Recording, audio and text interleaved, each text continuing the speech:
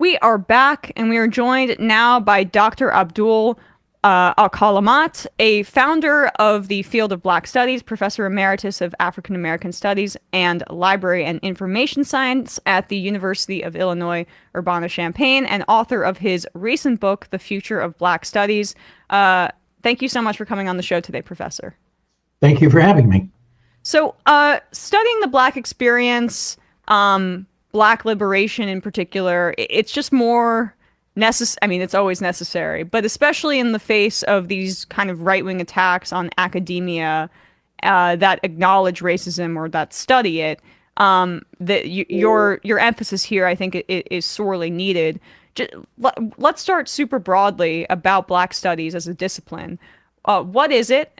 Why were you one of the founding members of creators of the discipline of Black studies? And how is it distinct from something like Black history, for example? Right. Thank you for the question. It's an important question. And it's really at the heart of a book I wrote called The History of Black Studies. In the generation of the 1960s, there was a tremendous increase in the number of African Americans in post-secondary education, particularly after the assassination of Martin Luther King. And really what happened is we not only invented Black studies, we discovered it.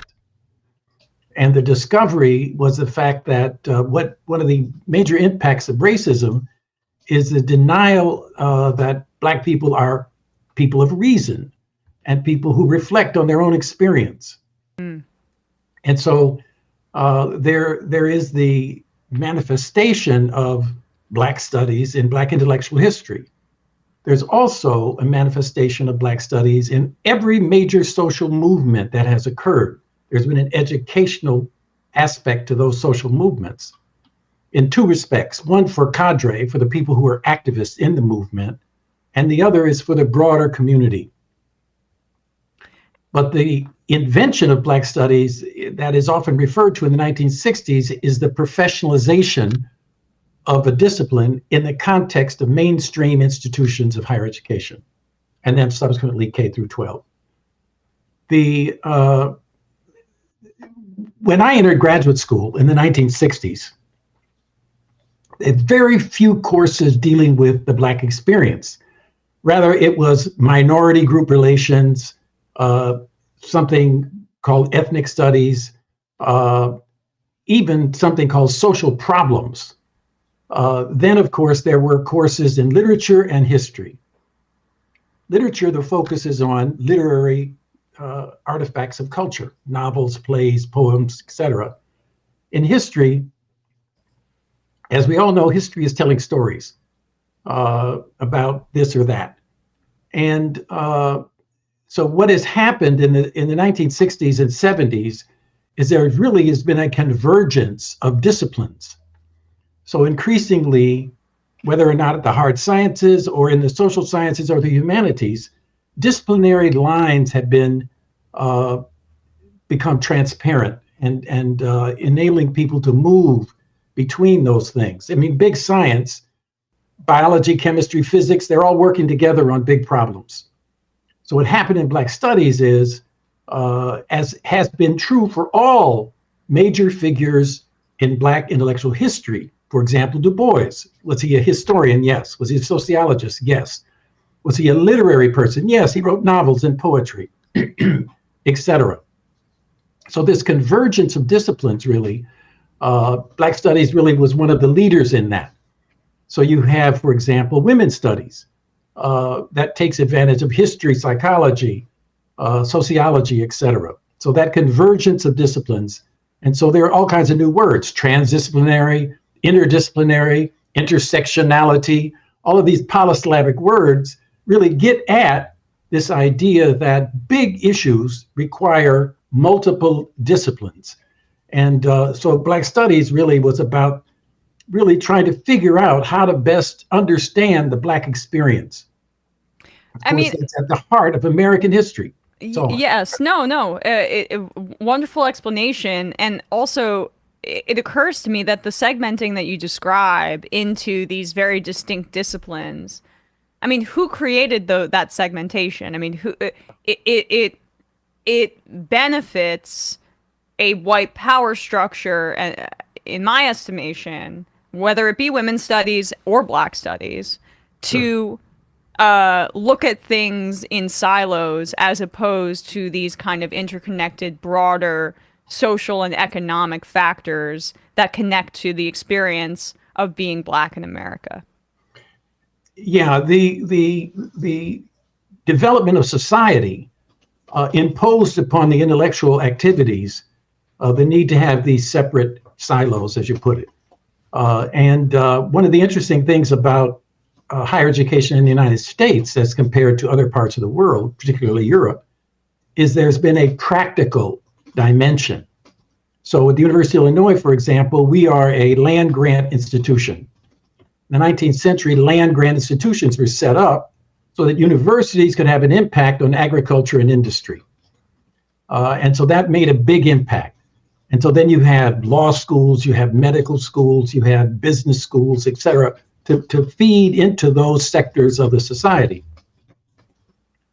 Well, just like a College of Agriculture was to increase agricultural production, so Black Studies is to impact the oppression and exploitation of Black people in the United States. That's part of the American educational process. And of course, because, as you put it,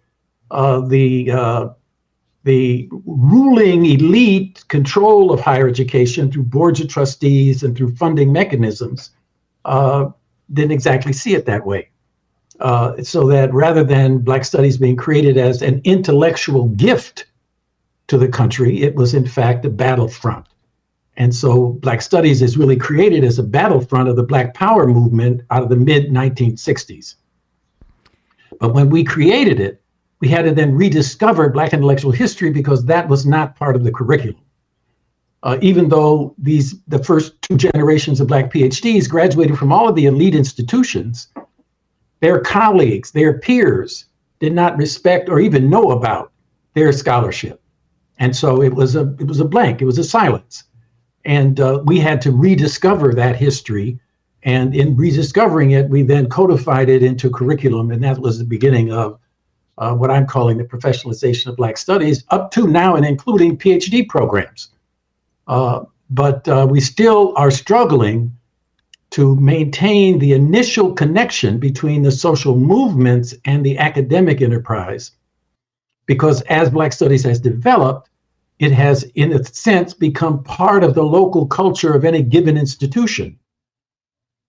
Once you do that, you end up basically delinking from the social mission of social transformation that you had initially when Black Studies was created in the mid-1960s. So can you talk about the social movement aspect? Because traditional academia may look upon that with a bit of a jaundiced eye, right? Which is that, academia is supposed to be distinct from activism and from social movements. Some more, I think, conservative academics might argue. But, you come, as my understanding, from a family tradition of Black activism and academia, and perhaps that gave you a perspective that those lines, I don't want to put words in your mouth, but they did not need to be drawn in such a way. Can you speak to that and how I guess that's central to Black Studies as well? Well, yes. The way I have thought about it, there are basically 6 major social movements that have developed for the social transformation of the African American experience. There's a freedom movement, often renamed the Civil Rights Movement. There's a Black Power movement. There's the Black Arts Movement. They're the what we called in the 70s the New Communist Movement, the rediscovery of Marxism and the development of labor organizations. The Women's Movement, or as the feminist movement, or as Alice Walker called it, the womanist movement, and then lastly, the student movement. Now, each one of these movements actually had educational programs, bookstores, journals, publications.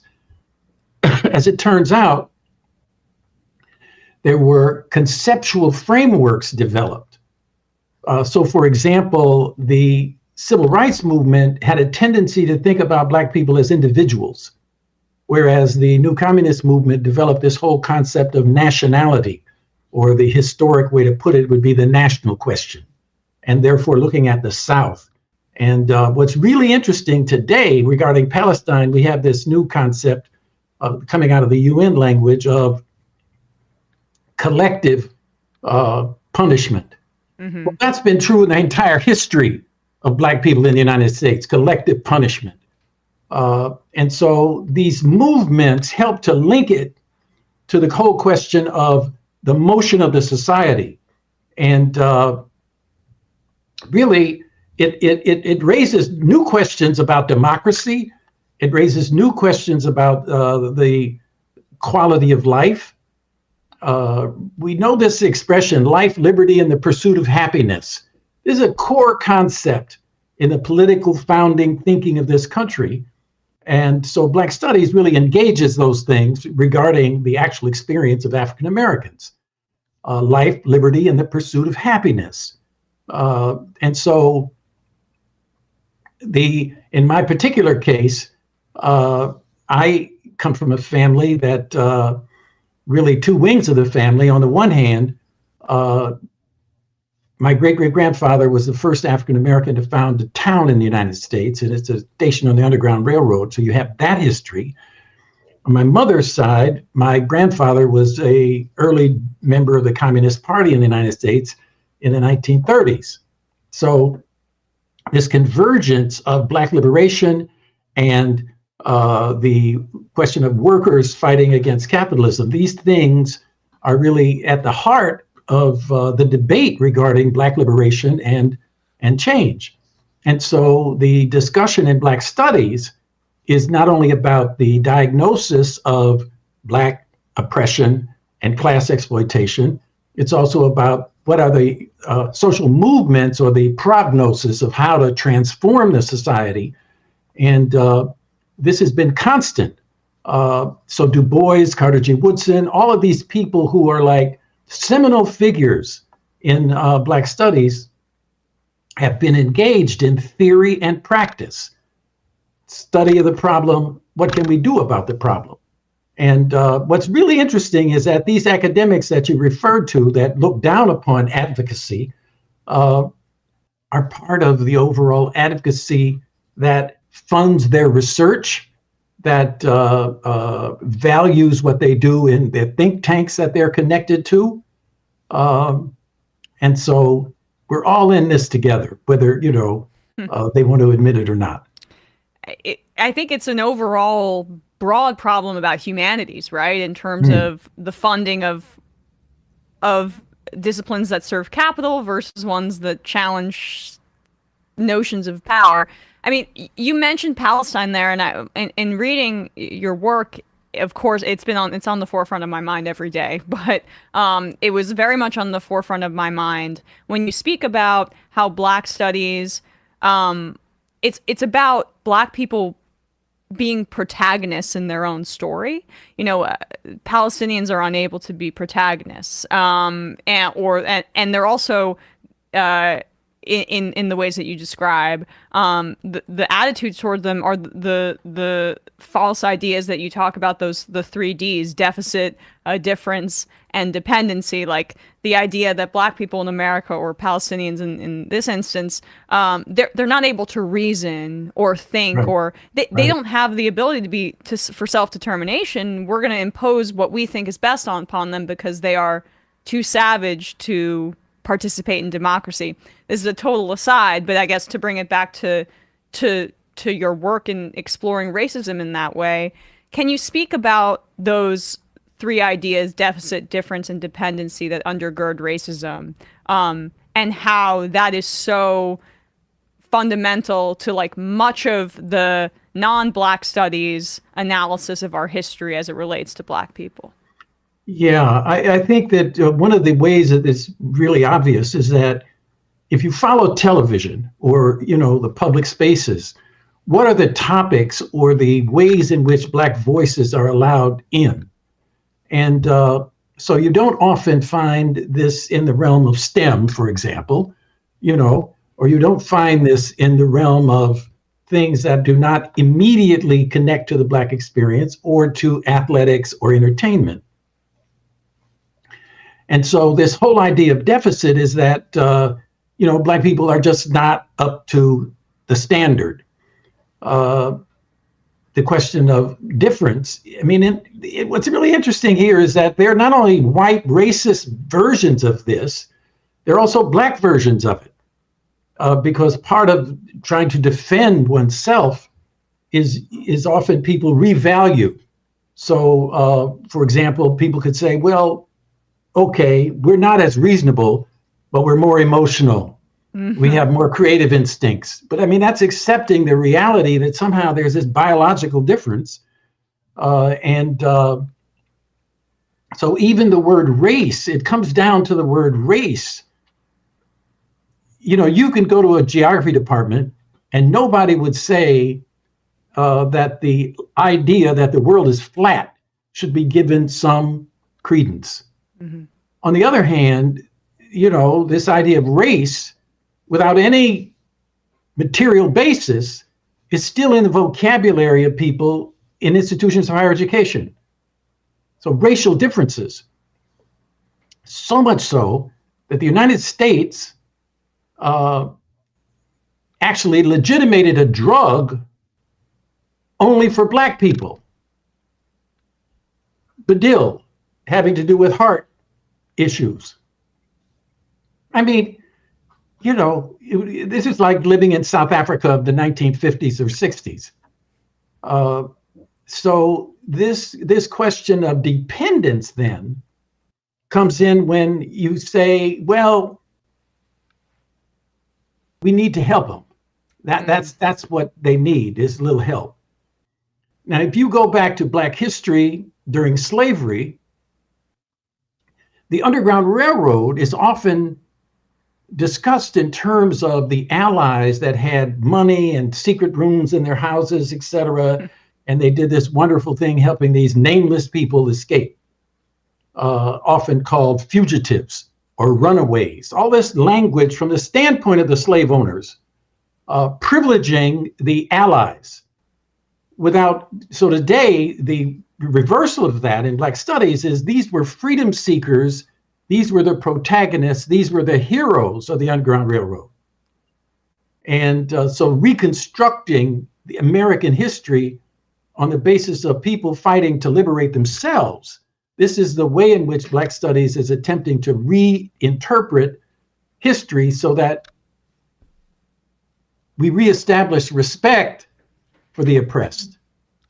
As opposed to white saviorism or exactly. just, which is imbued in so much of our cultural understanding and indelibly linked to American exceptionalism. How do you feel that Black studies challenges American exceptionalist myths? And do you feel that that is one of the largest obstacles that you bump up against? Because it's difficult, I think, for even progressive academics to view liberatory movements within the United States with like the appropriate, I guess, discernment or, analysis that they would apply maybe to other liberatory movements in other countries because of how deeply embedded American exceptionalism is.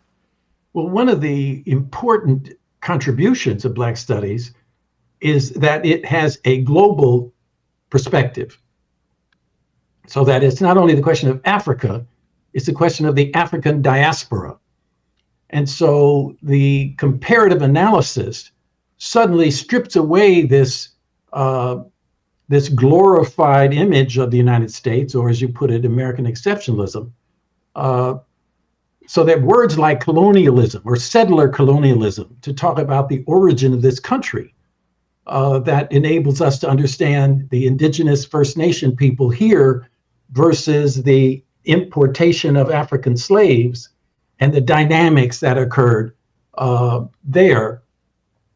But also the way in which America dealt with Liberia, the way England dealt with Sierra Leone. In other words, suddenly now we're part of a global discussion and not just a isolated discussion. This is also part of language. So Negro, that word Negro was unique. That was the American experience that isolated African Americans from a global discourse. So in the 1960s, the first move was to say, no, Black. And Black then became the reversal of what it had been. Black was negative, we appropriated it and made it positive. So there was a battle there over language. But then we moved beyond that to African American, and now Africana studies is a rising way to talk about Black studies, which includes Africa and the African diaspora.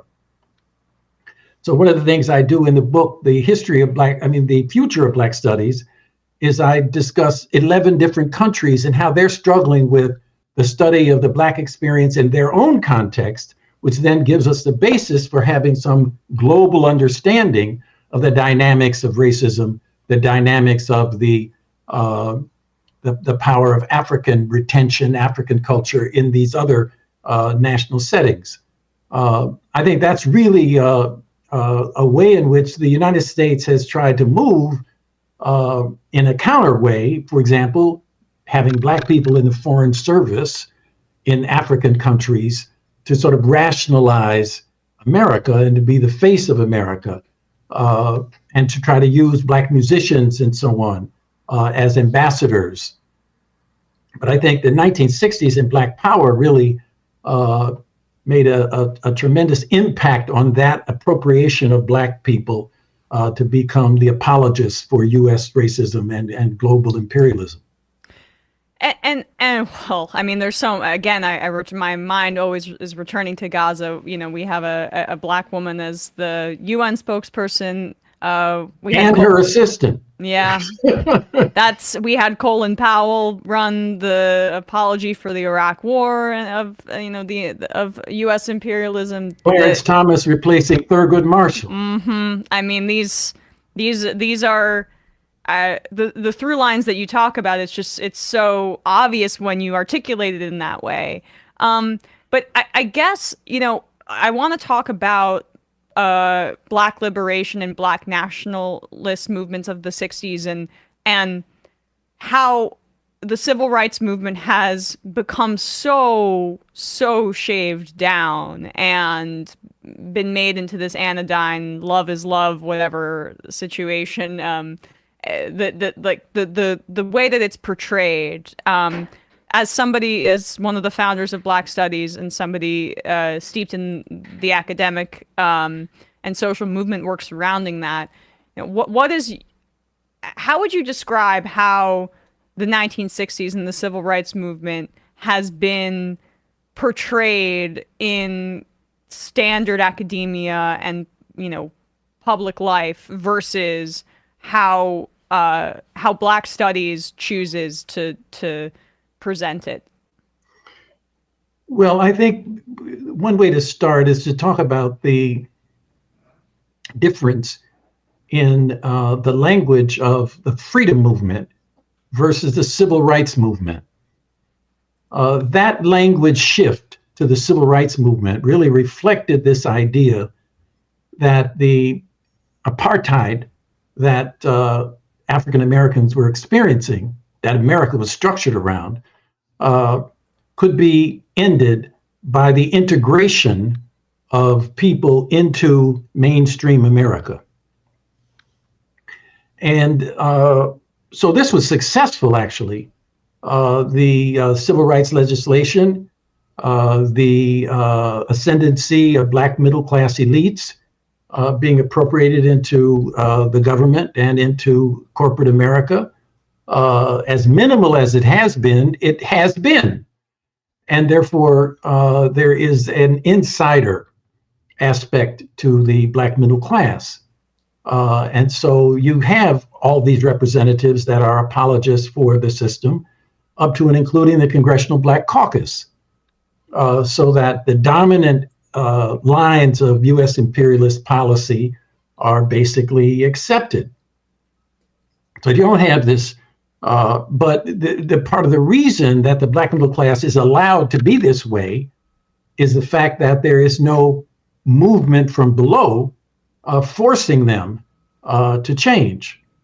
In other words, even in the 60s, they were forced to change because there was this uprising from below. And this uprising in the last stage of the old industrial system. So that groups like the League of Revolutionary Black Workers in Detroit and many other manifestations of Black industrial workers, that was the last stage of that. And so the technological transformation of industrial production has redefined labor so that now we have this decline in unionization, and we have this gutting out of the main proletarian cities like Detroit and Cleveland and so on, Pittsburgh. So you have a lessening impact of Black worker organization, which of course had a great deal to do with the radicalization of American youth in general, so that all the left organizations that came out of SDS, that came out of really the CP, really were impacted by the League and uprisings in the 1960s, the way Black Power, was important. So today we have this reorganization of the economy, and we have another stage in the development of proletarian struggle. There's a little bit of uptick in the in strikes and in motion by the working class, but not nearly what is necessary to create a left pole in the society that would force a major section of the middle class to become more radicalized. I think that the fascist development of Trumpism and DeSantis and Abbott and Haley and all of them is and the issue of Palestine is really causing a new moment. And the question, of course, is how is that moment going to consolidate in relationship to confronting the ruling class? So we have this whole question of, is it Biden or Trump? I mean, it's easy to talk about not Biden, but, then you face Trump. Right. So the whole question of what was the alternative? Well, last time we had Sanders, as an option. Yeah. Left of Biden, within the thing, but still left of Biden. So there are questions here as to what's going to be the motion forward. I'm not one that argues that things should get worse before they can get better. I don't. I think that the social transformation occurs through reforms, not through reaction. Well, that's what we've been. We've the way you phrase it is wonderful. We phrase it, at least I do, is voting is one tool in your arsenal. And we had a guest on Friday who spoke, Olayemi Olorin, about wanting the weakest adversary to social progress in power versus an ideological adversary like the Republicans would be. But it occurs to me when you say we're in kind of that moment as well of shifts. We're in this resurgent labor movement moment. I think the internationalism that you described that is so necessary to fully understanding the Black experience in America is resurgent in the opposition to Israel's genocide that is growing in this country and internationally. What is needed to be done to connect these movements into a broader social movement, or to connect the opposition to our militarism and a resurgent labor movement to an anti-racist one in order to increase its potency in this critical time? Well, the big issue, of course, today is the fact that the NGO money has been active in capturing a sort of middle class leadership of, and for that matter, working class leadership of spontaneous movement activity. I mean, this is, you compare to the 1960s, I mean, we're talking large sums of money. I mean, millions of dollars were pumped into Black Lives Matter. And that led to a great deal of struggle and a great deal of fracturing of the unity that was emergent. So we are really facing new conditions. And we're also facing the generational crisis of the people from the last great upsurge of the 1960s are now in their senior years. I guess I'm an example of that.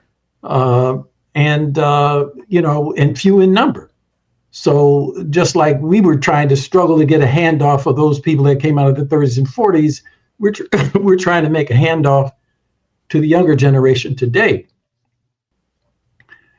So I think that's one aspect of an answer to your question, this generational crisis. I think another is, again, the question of how to evaluate the movement of spontaneity to some level of organization. The development of a revolutionary movement, the last great upsurge of that connected to the global development of China and Cuba. And so we don't have that global reference point today, which is a good thing and a bad thing. And so there's that issue of how to take ownership of a transformative process in this country that also has lessons for the global struggle. So we're now responsible for ourselves and responsible for the world in ways that previous generations that had the Soviet Union or had China or whatever as a frame of reference. I also think this whole question of really it's literacy. That is, the new technologies have helped people become less literate and less reading. And so,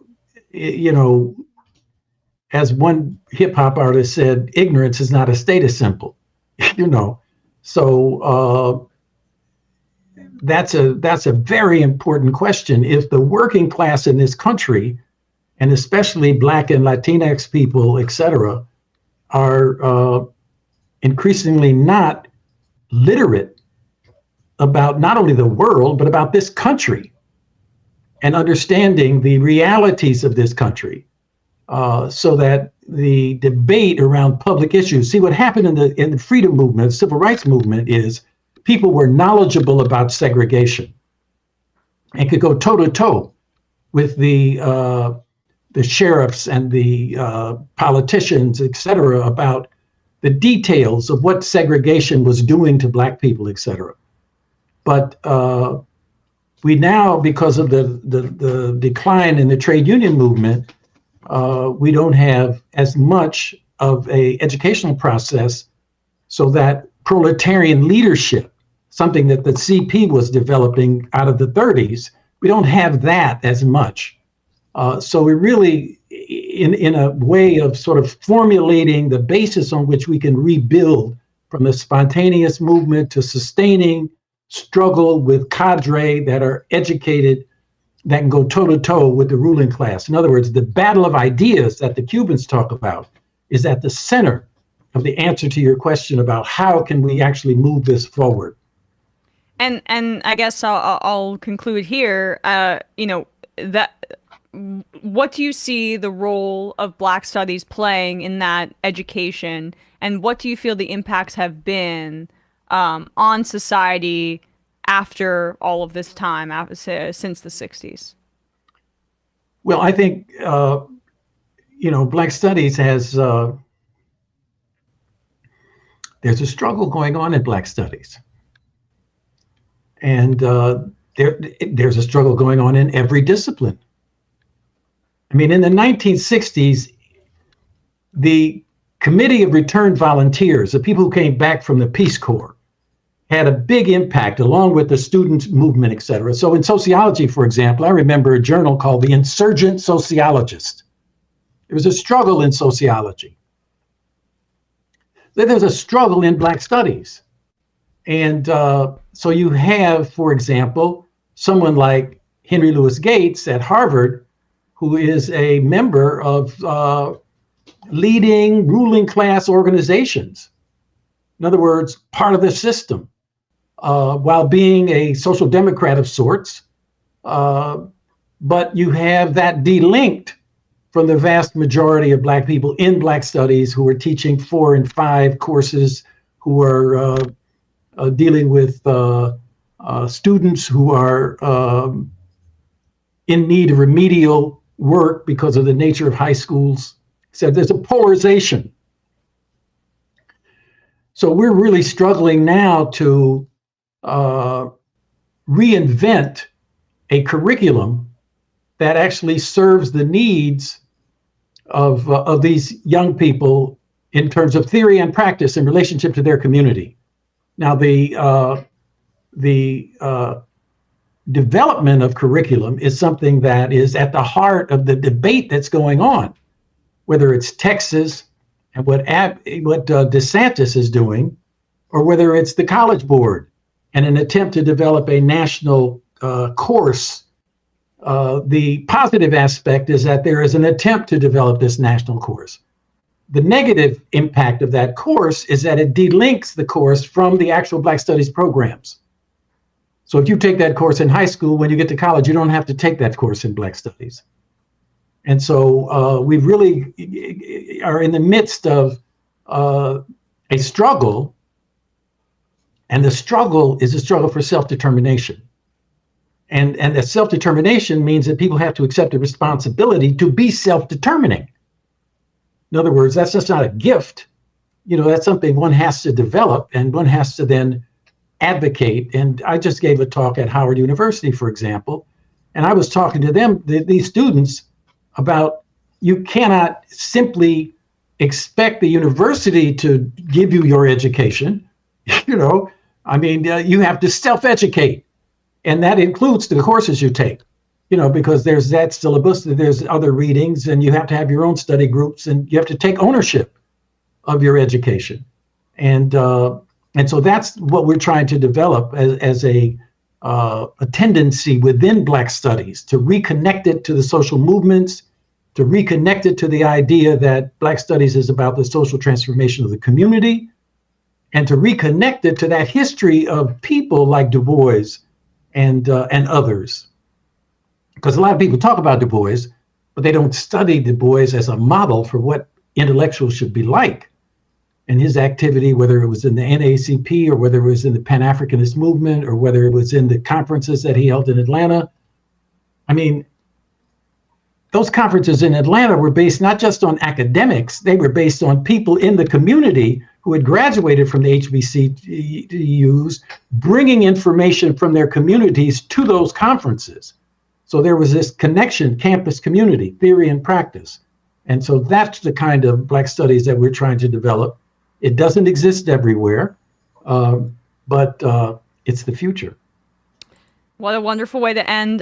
Dr. Abdul Alkalimat, a founder of the field of Black Studies, Professor Emeritus of African American Studies and Library and Information Science at the University of Illinois Urbana-Champaign. The book, most recent book, is The Future of Black Studies. You can also read the history of Black Studies, which preceded it.